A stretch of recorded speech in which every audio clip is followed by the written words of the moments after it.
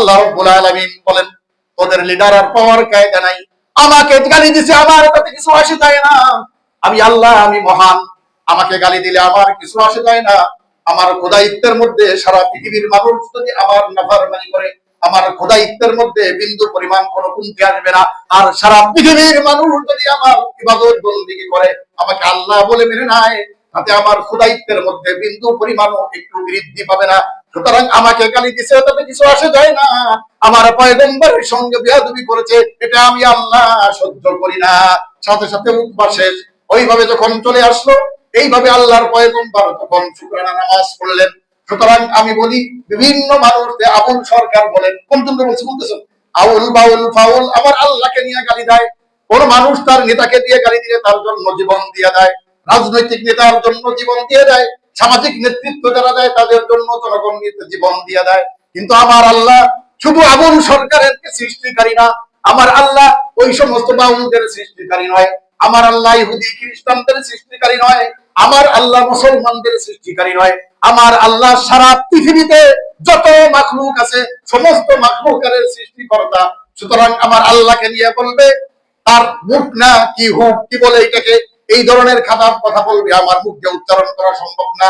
ওই আবুল সরকার জীবনেও তার জীবনের কোনোদিন যদি তওবা না করে ভালো হবে না, জীবনেও তওবা না করলে আল্লাহ রাব্বুল আলামিন তাদেরকে ছাড় দিবে না। কথা বুঝে আসছে? এখন আমার কথা হলো লালন ভক্ত অনেক মানুষই দুনিয়ার মধ্যে আছে, কিন্তু এই লালন কি কোনো মুসলিম, কোন মুসলমান ছিল? এরপরে লালনের যে গীত, এরপরে লালনের যে বিভিন্ন ধরনের এগুলো তো ইসলামের সাথে সাংঘর্ষিক। তাদের যে নীতিমালা, এগুলো পুরুষ মহিলা একসাথে থাকবে। ওই যে শায়েখ আহমদুল্লাহ, আপনারা অনেকে ইসের মধ্যে দেখছেন, তাদের যে বই আছে, বাউলদের একটা বই আছে, ওর মধ্যে 30টা সহকারে 168 পৃষ্ঠা সহ 30টা সহকারে উল্লেখ করা আছে ওদের নীতি। সমস্ত নোংরা যত নীতিমালা আছে ইসলামের সাথে সম্পূর্ণ সাংঘর্ষিক। ওই যে বললাম যে বৈচিত্র্যময়, ওরা তো কোরআন হাদিসের জ্ঞান ওদের নাই। এই জন্য আমাদের বাবার বয়সী, দাদার বয়সী এবং আমাদের চাচার বয়সী যারা আছেন, এই গান বাজনা আপনারা শোনেন, কিন্তু এই ধরনের খারাপ মন্তব্য, আল্লাহকে আপনি কিভাবে যারা গালি দেয় তাদেরকে জান্নাতের আশা করা যায়? কাল কিয়ামতের ময়দানে জান্নাতের আশা করতে পারে যে আল্লাহকে গালি দেয়, নবীকে নিয়ে মন্তব্য করে জান্নাতের আশা করা যায়? কোন মানুষ যদি জীবনে নামাজ নাও পড়ে কিন্তু বলেন আল্লাহ সত্য, রসুল সত্য, নামাজ কালাম সব ঠিক আছে, কিন্তু আমি শয়তানের ফেরেববাজিতে পড়ে আমি করতে পারছি না, হয়তো আল্লাহ এক সময় মাফ করবে। এই জন্য খবরদার। এখানে সূরা হাদীদের মধ্যে একটি আয়াত আছে, ওয়াল আউয়ালু ওয়াল আখিরু ওয়াল যাহিরু ওয়াল বাতিন ওয়া হুয়া বিকুল্লি শাইইন আলাইম। বদমাইশগুলো শুধু এই বাউল তারা না, এই আটরশি চন্দ্রপাড়া এরা যারা আছে এখানে যারা বলি তাদেরকেও বলছি, আমি তো আপনাদের শত্রু নই, তাই না? আমি আপনাদের ইমাম হিসেবে আওয়ামী লীগ, বিএনপি, যত রাজনৈতিক দল আছে অথবা অরাজনৈতিক ব্যক্তিবর্গ আছে, সাধারণ শ্রমিকরা আছে, আমার সমস্ত মুসল্লিদের জন্য আমি ইমাম। সুতরাং কারোর সাথে আমার কোনো শত্রুতা নাই, সবাই উদ্দেশ্যে বলছি। এখানে ওদের একটা ধর্ম আমি নিজে শুনেছি, এটা ওয়াল আউয়ালু ওয়াল আখিরু ওয়াল যাহিরু ওয়াল বাতিন ওয়া হুয়া বিকুল্লি শাইইন আলিম। 27 নম্বর পারার কত 16 নম্বর পৃষ্ঠা, ওয়াকিয়ার পরের সূরা, ঠিক আছে? এই আয়াতের ব্যাখ্যা ওরা করে কয় ওয়াল আউয়ালু ওয়াল আখিরু ওয়াল যাহিরু ওয়াল বাতিন ওয়া হুয়া বিকুল্লি শাইইন আলিম। কয় আউয়ালু আখির তুমি, জাহির ও বাতিন তুমি, কেবলে মুহাম্মদ তুমি, হুবহু খোদা তুমি, ওয়া হুয়া বিকুল্লি শাইইন আলিম। নাউজুবিল্লাহ।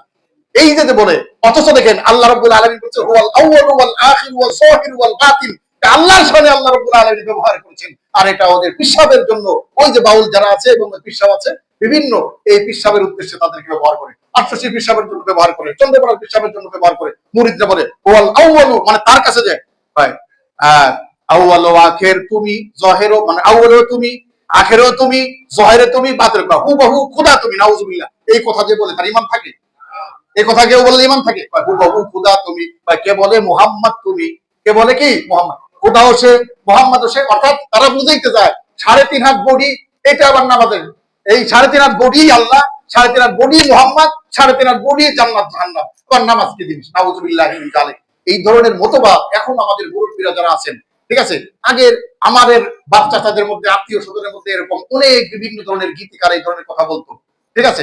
এই কুদে মানুষ শুনতে ভালো লাগতো, কিন্তু শুনতে ভালো লাগার অর্থ তো এটা না যে আপনি ইসলামের বিরুদ্ধাচরণ করবেন, আল্লাহ খোদাকে নিয়ে আপনি কটূক্তি করবেন, এটা কি জায়েজ আছে? এই জন্য আমার বাবার বয়সী যারা রয়েছেন, চাচার বয়সী যারা রয়েছেন, আমার যুবক ভাইরা যারা রয়েছেন, গানের পাগল, ঠিক আছে, কোন অর্থবহ ভালো গান যদি থাকে সেটা আওয়াজ বাদ্য কি বলে আওয়াজ টাওয়াজ ছাড়া, বাদ্য ছাড়া যদি কেউ শোনে, অর্থ ভালো থাকে, তাহলে অনেক ওলামাইকেরা বলে ঠিক আছে, কিন্তু ওই বাদ্য টাদ্য দিয়া ইত্যাদি এগুলা, কিন্তু এই সমস্ত কথাবার্তা বাউলদের যে ধর্ম বিশ্বাস, ঠিক আছে, এইগুলো যদি কেউ মানে ভাই ইমান থাকে। এই জন্য সবাই আমরা এগুলো পরিহার করবো তো ইনশাল্লাহ। সুতরাং আমার আল্লাহকে দিয়ে নিয়ে যে কটূক্তি করে, আল্লাহর নামে যে বেইজ্জতি করে এবং উল্টাপাল্টা কথাবার্তা, এই শব্দগুলো আমি এখানে উচ্চারণ করতে পারছি না, ঠিক আছে, এত খারাপ শব্দ আপনারা শুনে নিয়ে ইউটিউবে আছে, ঠিক আছে। এই জন্য আল্লাহ রাব্বুল আলামিন আমাদের সত্যিকার অর্থে ইমান ইসলাম নিয়ে আমরা কবরে যেতে পারি, সত্যিকার অর্থে কোরআন সুন্নাহর ভিত্তিতে আমাদের জীবন যাপন করতে পারি। আল্লাহ রাব্বুল আলামিন আমাদের সকলকে তৌফিক দান করুক। আজকে ভাই এই পর্যন্তই রইলো।